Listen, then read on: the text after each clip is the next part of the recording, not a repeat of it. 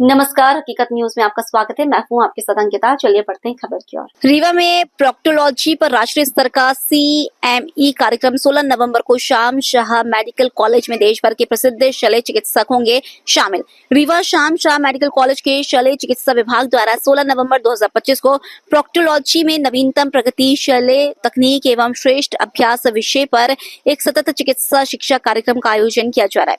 ये कार्यक्रम संजय गांधी अस्पताल के शल्य चिकित्सा विभाग के सेमिनार हॉल में आयोजित होगा। इस राष्ट्रीय स्तर के CME में देश भर के सुप्रसिद्ध शल्य चिकित्सक और विशेषज्ञ शामिल होंगे। कार्यक्रम में doctor Kushal Mittal, doctor Rajeev Sharda, doctor Govind Kodwani, doctor Shyam Lal एवं डॉक्टर वैभव श्रीवास्तव जैसे राष्ट्रीय ख्याति प्राप्त विशेषज्ञ अपने अनुभव और ज्ञान साझा करेंगे। मध्य प्रदेश एवं विंध्य क्षेत्र के अनेक शल्य चिकित्सक भी इस अवसर पर सहभागी होंगे।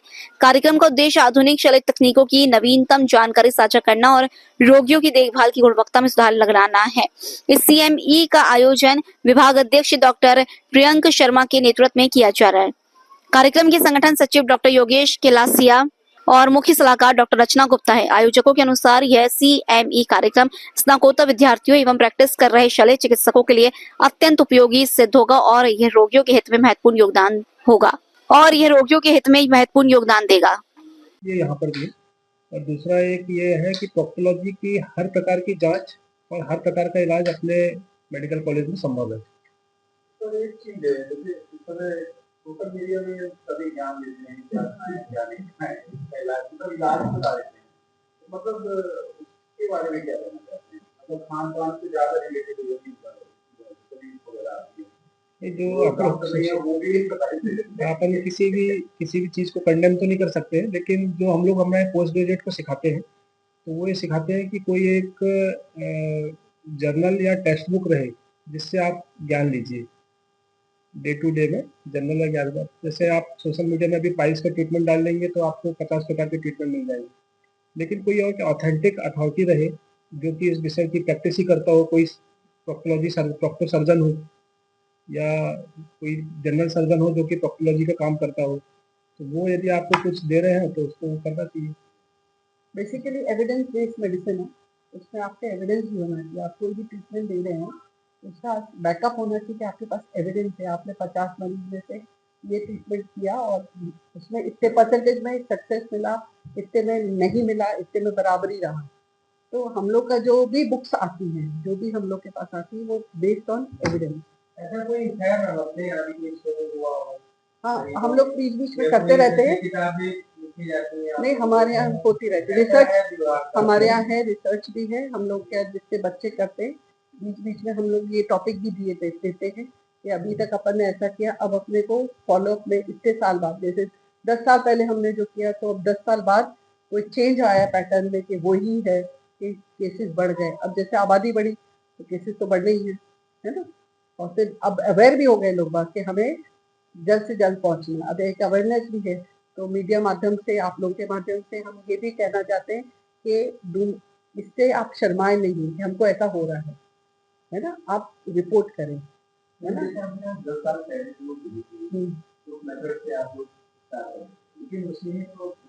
तो वो देखिए, हम लोग जो स्टडी करते हैं वो मशीन उस पर नहीं करते। हम लोग कितने पेशेंट पहले आते थे, अब कितने आ रहे हैं, और अब किस स्टेज में आ रहे हैं। पहले कितने स्टेज में आते थे, अब किस स्टेज में।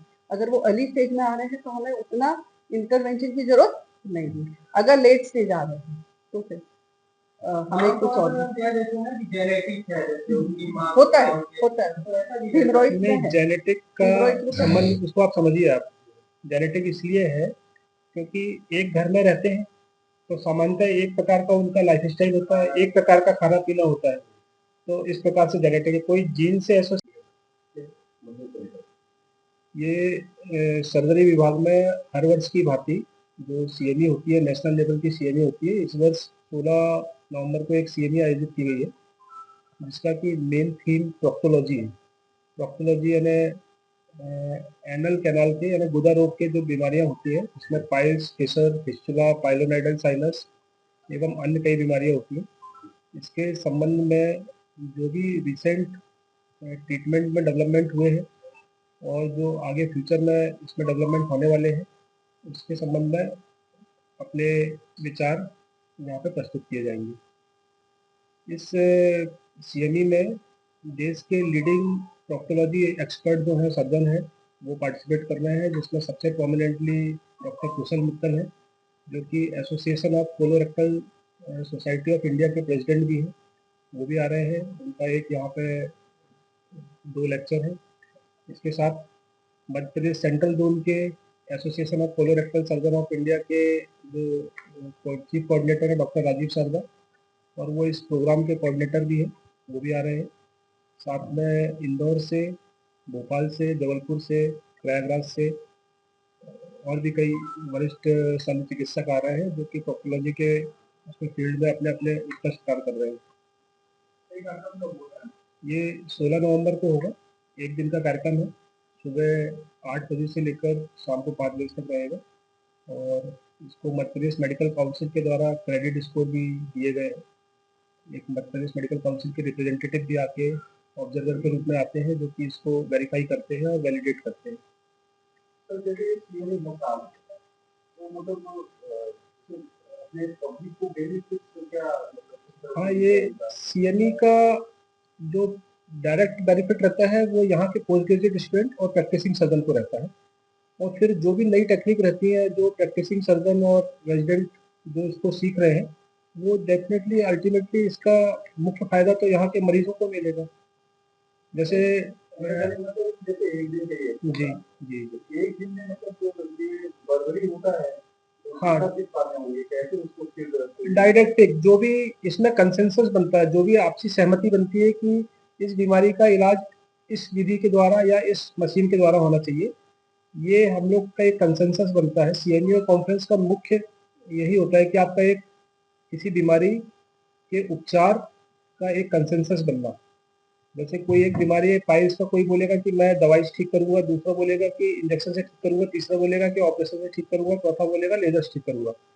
तो ये सभी प्रकार के सभी जगह से लोग आते हैं, तो वो बताते हैं कि ये इस प्रकार का यदि पाइल्स है, ग्रेड 1 पाइल्स है तो उसका ट्रीटमेंट मेडिसिन से होना है, ग्रेड 2 पाइल्स है तो उसका ट्रीटमेंट इंजेक्शन के द्वारा होना है, ग्रेड 3 एंड ग्रेड 4 पाइल्स है तो उसका ट्रीटमेंट या तो सर्जरी होना है या लेजर से होना है। इस कंसेंसस को बनाने के लिए ही सीएमई का आयोजन किया जाता है। जब ये कंसेंसस बन जाएगा, यहाँ के जो प्रैक्टिसिंग सर्जन है वो इस बात से जागरूक हो जाएंगे कि इसका ट्रीटमेंट ये है, तो इसका अल्टीमेटली फायदा यहाँ के मरीजों को ही मिलेगा। लेजर लेजर जो ऑपरेशन होते हैं और इसमें क्या ये आपने बहुत ही अच्छा क्वेश्चन पूछा है, और जो कि आम नागरिक को जाना, लेजर कोई ऐसा विशेष चीज नहीं होती है कि लेजर जैसे कई जगह से या कई प्लेटफॉर्म के द्वारा ऐसा बताया जाता है कि लेजर हो गया और इसमें टाका नहीं लगा। लेजर केवल एक एनर्जी सोर्स होता है। जैसे कि हम सिंपल मांस को या टिश्यू को कैंची से काटते हैं, उसकी जगह लेजर से काटते हैं। जैसे आपने देखा होगा कि पहले बड़े लोग जो है वो प्लाईवुड को छरी हथौड़ी से काटते थे, और आजकल प्लाईवुड लेजर से कट जाता है। तो कटिंग दोनों में हुई है, लेकिन एक में लेजर से होती है, स्मूथ होती है, प्रिसाइज होती है, और दूसरे में आपका मैकेनिकल होती है।